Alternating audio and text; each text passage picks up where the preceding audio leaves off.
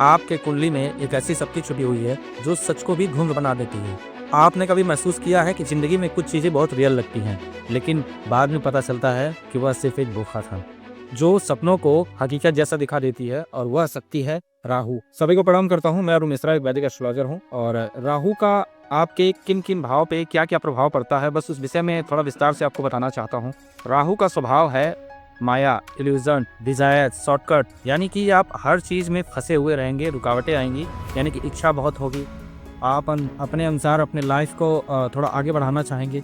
लेकिन बाहुबल के भी कारक हैं राहु, पॉजिटिव चीजें भी लाते हैं आपके सामने। जब भी राहु का प्रभाव होता है और राहु की दशा होती है या गोचर होता है, यानी कि जब भी राहु पूरी तरीके से प्रभावित होता है आप पर, तो आप डायरेक्टली कुछ भी नहीं करते, ज़्यादातर छुपकर कार्य करने का प्रयास करेंगे और उसे हिडन रूप में देखने का प्रयास करेंगे। राहु हमेशा आपको कंफ्यूज करेगा, सच और झूठ के बीच में, धर्म और अधर्म के बीच में, यानी कि आपसे कभी कभार झूठ बुलवाने का प्रयास करेगा, अधर्म को भी करवाने का पूरा प्रयास करेंगे। यह चीज़ें राहु इल्यूजन के कारण होता है, क्योंकि डिसीजन मेकिंग पावर जो होती है वो कंफ्यूजिंग हो जाती है। इन्हें इल्यूजन मास्टर भी कहा जाता है, जबकि इनका सटीक उदाहरण है कि सोशल मीडिया पर एक fake image, instant attraction, addiction, जो आदतें, बुरी आदतें होती हैं, वह भी राहु के कारण ही होता है। शास्त्रों के हिसाब से राहु का जन्म समुद्र मंथन के दौरान हुआ था, यानी कि जब समुद्र मंथन हो रहा था तब राहु और केतु, जिसको अभी नाम दिया गया है, वह पहले एक राक्षस थे और उस दौरान उन्होंने देवता का रूप धारण किया था। लेकिन सूर्य और चंद्र ने उनका भेद खोल दिया। तब विष्णु जी ने सुदर्शन चक्र का इस्तेमाल कर उनका गला और धड़ काट दिया, जिसके कारण से अब उनको राहु और केतु के रूप में जाना जाता है। और उनकी छाया को आपने कहीं न कहीं देखा ही होगा। और इसीलिए राहु सूर्य और चंद्र का ग्रहण लगाते हैं, यानी कि सूर्य और चंद्र ग्रहण और राहु के साथ युति जब होती है तब ऐसी स्थिति होती है, और उसके रूप में आज भी हम इसी को देखते हैं और जानते हैं। साइंस के हिसाब से राहु को एक एस्ट्रोनॉमिकल पॉइंट माना जाता है, यानी चंद्रमा के ऑर्बिट और पृथ्वी के ऑर्बिट को यह कट करता है, इसीलिए शैडो प्लैनेट इसे बोला जाता है। अब देखिए, राहु जहाँ भी होता है वहाँ हमेशा इल्यूजन क्रिएट करता है। अगर राहु फर्स्ट हाउस में है तो वह अपनी आइडेंटिटी को लेकर हमेशा कंफ्यूज रहेंगे, लोगों को हमेशा फेक इमेज दिखाने का प्रयास करेंगे, जबकि उनके अंदर बाहुबल भी होता है और प्लानिंग और सोचने की क्षमता बहुत अच्छी होती है, क्योंकि लग्न स्थान है और लग्न का मतलब है कि वह आपके ऊपर पूरा प्रभावित रहेंगे और शत्रुओं से निपटने की क्षमता भी होती है। अगर राहु फोर्थ हाउस में है तो घर, प्रॉपर्टी, वाहन या उससे रिलेटेड जो भी कारकत्व है उसको लेकर हमेशा वह माया में रहेंगे, यानी कि उसको लेकर हमेशा इल्यूजन में रहेंगे, और कहीं ना कहीं अंदर से उनको इस चीज की कमी महसूस होती है, यानी उनको सुकून नहीं होता है, सेटिस्फेक्शन नहीं होता है उसको लेकर। अगर राहु पंचम भाव में है तो आपको पता है कि पंचम भाव से संवेदना, भावना को हम देखते हैं, प्रेम को देखते हैं, वहाँ उनका स्वभाव कुछ अलग प्रकार का होगा, यानी कि वह लव अफेयर की सिचुएशन में हमेशा ड्रामा की तरह देखेंगे, फिल्मी सिचुएशन को बनाने का प्रयास करेंगे, और कभी सडन अट्रैक्शन होता है उनको और कभी सडन ब्रेक होता है, यानी कि लव लाइफ में समस्याएं यहाँ राहु पंचम भाव में रखकर देते हैं। अगर राहु आपके सप्तम भाव में है, यानी कि 7th हाउस में है, तो सबसे पहले आपकी साझेदारी को बिगाड़ने का प्रयास करेंगे, अपने पार्टनर पर शक होगा, यानी कि पार्टनर गलत ज़्यादा मिलने की संभावना रहती है। यात्रा लेकिन करते हैं और अचानक लाभ मिलता है, लेकिन कभी कभार राहु आपके कमर में दर्द दे देंगे और उनकी दृष्टि सीधा आपके लग्न में पड़ती है तो आपको सिर दर्द भी दे सकते हैं, यानी कि कई प्रकार का मनमुटाव रहेगा, ससुराल पक्ष से भी बनेगा नहीं, अनबन रहेगी हमेशा, और पार्टनर से भी उतना संतुष्टजनक रूप से आप अपना वैवाहिक जीवन को नहीं चला पाते हैं। तो इस बात को थोड़ा ध्यान देना होगा कि जब भी सप्तम भाव में राहु रहे तो आपको हमेशा ट्रस्ट बिल्ड करना है और हमेशा एक दूसरे का साथ देना है और सही रूप से एक दूसरे को समझना है।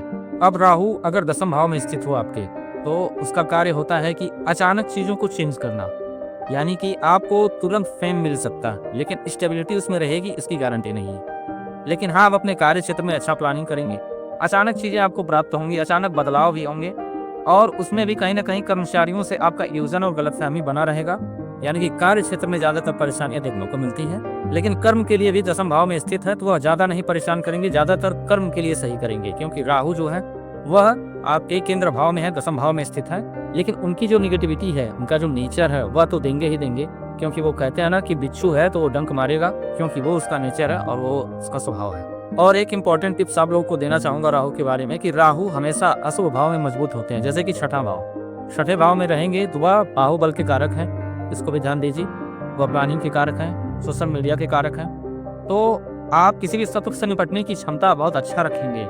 अगर 8म भाव में है तो डीप एनालिसिस, रिसर्च और विदेश यात्रा, इन सब में भी ध्यान देंगे। 12th हाउस में है तो आपको केस से रिलेटेड जो जो भी चीज़ें इसमें मदद करेंगे, और विदेश यात्रा करवा सकते हैं, हॉस्पिटैलिटी में मदद कर सकते हैं। यानी कि अशुभ ग्रह अशुभ भाव में हमेशा मजबूत होते हैं, इस बात को ध्यान में रखना चाहिए। बस नेचर जो होता है, क्योंकि हर इंसान का नेचर होता है, हर इंसान के अंदर अच्छाई और बुराई पाई जाती है, तो वैसे ही ठीक राहु का जो नेचर है वो कार्य करेगा, लेकिन आपके लिए अच्छा भी करेगा। कभी भी राहु को लेकर या केतु को लेकर भ्रम में नहीं रहना चाहिए कि नहीं राहु केतु हमेशा बिगाड़ते ही हैं। नहीं, बिगाड़ते नहीं है, ज़्यादातर तो बनाते हैं। बस हमारे मानसिक क्षमता को समझना है कि वह कब किस रूप में हमको रिप्रेजेंट कर रहे हैं, हमें उस चीज़ को समझना है। डिसीजन मेकिंग पावर को हमेशा मजबूत बनाना है, नेगेटिविटी पे कम ध्यान देना है।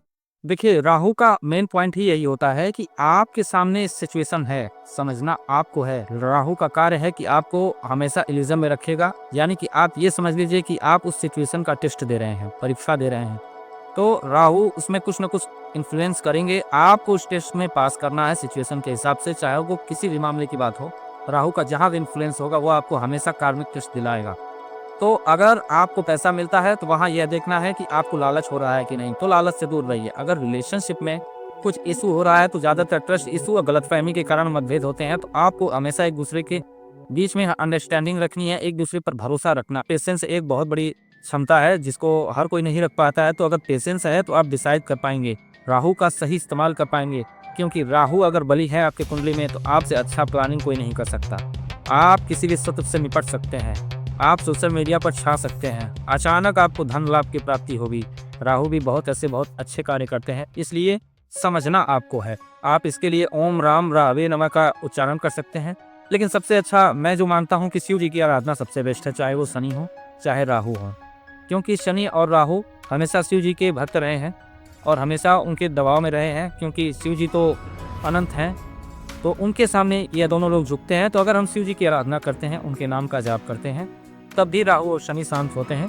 आप रुद्राभिषेक करवा सकते हैं, आप महामृत्युंजय जाप कर सकते हैं, मेडिटेशन भी आपका होगा, ध्यान भी होगा, मंत्र उच्चारण भी होगा, और आपकी जो मानसिक संरचना है उस पर ज़्यादातर प्रभाव पड़ेगा, क्योंकि सब कुछ ठीक करना ही आपको ही है।